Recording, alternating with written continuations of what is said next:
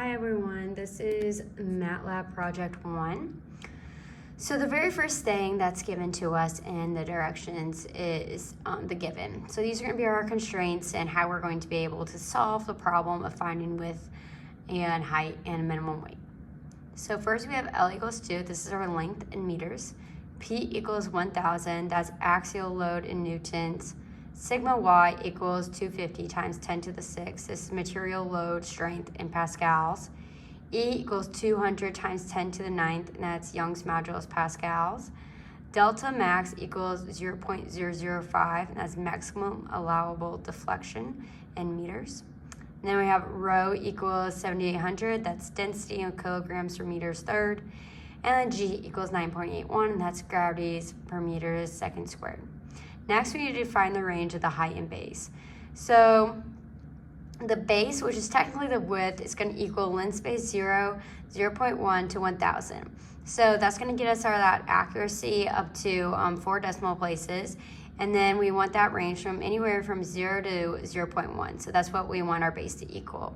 And then height, we want it to equal length space 0, 0.2, and 1,000. Same with the 1,000. We want that to be like our accuracy, and then the 0 to 0.2, we just want that to be like our range because we want it to be as small as possible because that will make our weight small as possible.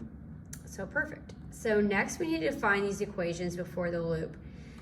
So as we do with everything, we need to make sure it's equal 0 and it's defined so we can put it into the J and I values.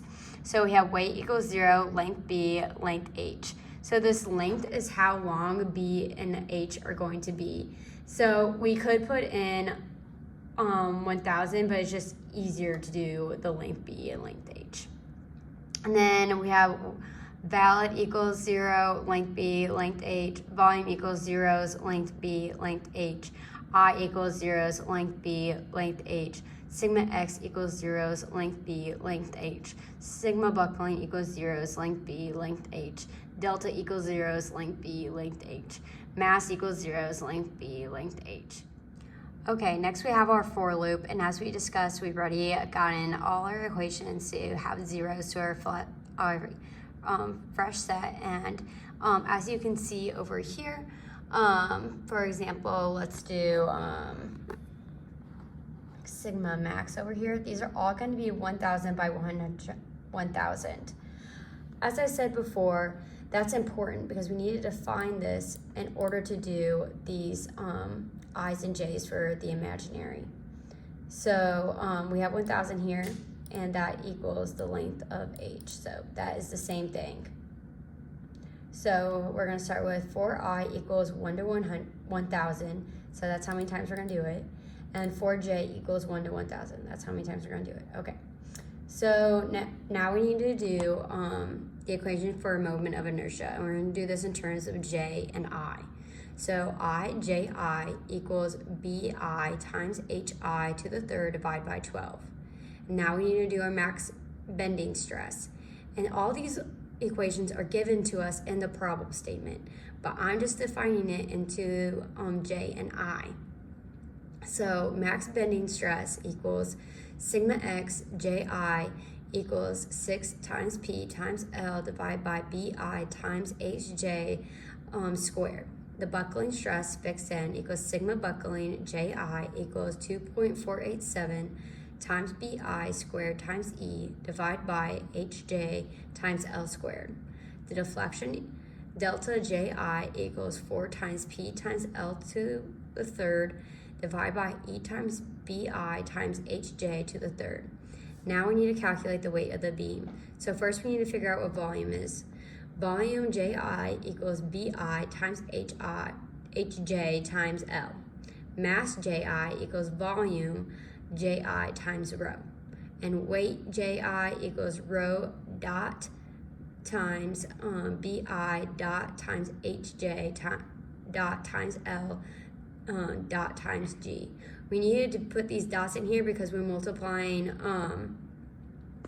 we're not multiplying numbers, we're actually multiplying different variables together, so we need to put that dot in there. Okay.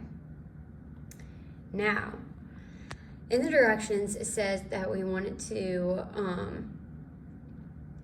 use these equations, but we need them to be less than or equal to a certain number for it to be at its optimal rate.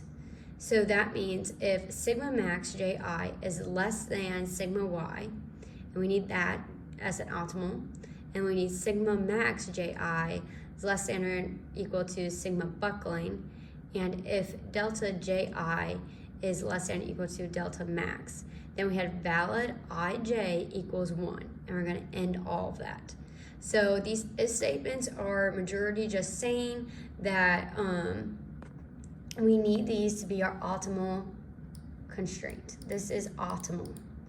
And then our optimal is valid ij equals 1. So now we're going to get into our constraints. So our stress constraint equals sigma max less than or equal to sigma y. Buckling constraint equals sigma max less than or equal to sigma buckling. Deflection constraint equals delta less than or equal to delta max. Combined constraint, we're just combining the stress, buckling, and deflection. And then we need to contour this. So the contour F, that is just so the background of the screen is the contour, not your line. So we're going to do contour F, BH, combined constraint, 1 to 1, K dot dot, so that just means it's a black dash line, and we want the line with the 2. We label our X, Y in title, and we want the grid on, and we want to hold on though, because we also want to contour the base times height and weight, and we want a color bar with that. So this is going to be our very first graph. So this is the graph that it makes from that. So we labeled our X and Y axes, we did all that. This is that contour F that I'm talking about, that's at blue. And then this is going to be our contour weight, these right here. But we're just going to create several graphs, and then we're going to combine them in the end to make one big graph and comparing all the values. Okay, our next graph is going to be buckling stress. So we're going to do the figure, and we're going to say hold off on the other one. We want to do it as something different. So we want to do contour F, BH, sigma buckling, divide by 1 e to on the 6, divide by, e to the 6, and then 10 is show text on. So dividing by this 1 to e to the 6 is just for unit wise. That's all it's really doing. And then the 10 is going to be how many levels of contour we want, and we want the text to be on. And we're going to say, hold on, we're not done. We also want to contour BH, buckling constraint, and then 1, 1. So that's like the parameter of wanting to do is 1 to 1. And then G dash dash, we want it to be a green dashed line, and then a line width of 2, and then put a color bar, and then label our X and Y axes, and we'll give it a title. And so when you do that, we are going to get buckling stress contour. So we get this green line, dashed line, that's exactly what we wanted. This is just a text down here. We can't read it right now, but when we get that one big graph together, we'll be able to read it just fine. And here's that 10 to the 6, so that's just for unit wise. That's just what we did. So there's that one, and then now we needed to do deflection contour. So now we're going to do figure, and then contour F, BH, and we're going to do delta times 1,000. Again, that's just for units.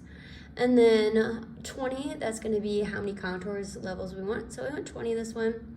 And then hold on, we want contour BH, deflection constraint 1 to 1. So we want the graph to be 1 to 1, where this is at, where we want to contour this is at. And then we want it to be a red dash line. We want the line with the 2. We label our X and Y axes, have a color bar, label your title. And then these are coming from like the deflection constraint. We found this up here. So our deflection constraint is right here. And that is what we're trying to contour right now. So we're contouring each one of these. So the last one we just did buckling. So there's that one. Now we're on to deflection. We're doing this one. And so after we get, so here's our deflection one. So let's go grab that graph. Oh, not that one. Maybe this one. So here's our red dash line. It's going up to 20. See, it's gonna go up past 18. Right here would be 20. So that all looks good. That's what we wanted. And then the 10 times 10, there's our multiplied by 1,000. So that all looks really good. So next we're gonna do our weight contour. And then we're gonna do figure contour F, which that contour F again is just giving us, so our lines wouldn't be the contour, but the outside of the lines would be the contour. So we're gonna do BH weight lens space. So we want it to be 10 to 1,000. That's what we want our weight to be from. That's the range. And then we want it to go 15 times. And we're gonna show checks on, and we're gonna say, hold on, we are not done. We also want to contour our buckling, our stress constraint, our deflection constraint, and combined constraint. So what this main weight contour is doing is it is combining all of the graphs that we just did. So we just did buckling, stress, max stress, deflection contour, and we did a little bit of the weight too. We also did weight. So we're going to do that, and we're going to put it all together, and it's going to be based on weight. And so when you do this, after you do the color bar, X label, Y label, title, we can come here, go to this, and that is it all together. So we have our green line, we have our red dash line, and we have this other red dash line. That's all fine. And we have the K dash line too, which is the combined constraint, which is going to be right here. That's the combined one. And if you look, this graph actually tells you what the minimum height and minimum width is going to be. So when you put your cursor on here, it's going to have the minimum width as 0.009 and our minimum height is 0.153353. So that's very important, but we can also calculate this if we want to, just to get it like a little bit more accurate and find that minimum weight as well. So we're gonna say valid equals weight, and we're gonna put that in combined constraint. And then to find minimum weight, we're gonna do min, and we put valid weight. And then we're going to do in big brackets H min, B min, and that's going to equal find weight equals minimum. So we want to find the minimum weight. And we have H min equals H min 1. And then B min equals B min 1. And we're going to F print out our BM, our HM, and our minimum weight. And we're going to do that to 6 decimal places. And so when we do that, I'm going to go down here. This is what we got. So basically, looking from the graph, yeah, it's going to be a little bit of a different values, but we get the same thing. So our optimal width is going to be 0.008509, and our optimal height is 0.156757, and minimum weight is going to be 204114244. I forgot to mention that we can also find our weight on this graph, which is very interesting. So those contour lines with those black lines is actually going to be the weight. So as you can see right here, this is where our X and Y are intercepting. So right here, so our weight on the little bit outer, not really right next to it, is going to be 222.1429. And we're going to go a little bit more inwards. And we're going to see what the other one is, and then we can compare. So what would that be? It's going to be 151, okay. And then go inside. So that is not going to be 151. It's going to be a little bit greater. And I would say that's the 204 range. And that's what we got here. So that's very accurate. This is just the equation method, and this is the contour method. The contour method we understand more in class, and we understand how to use that. So thank you.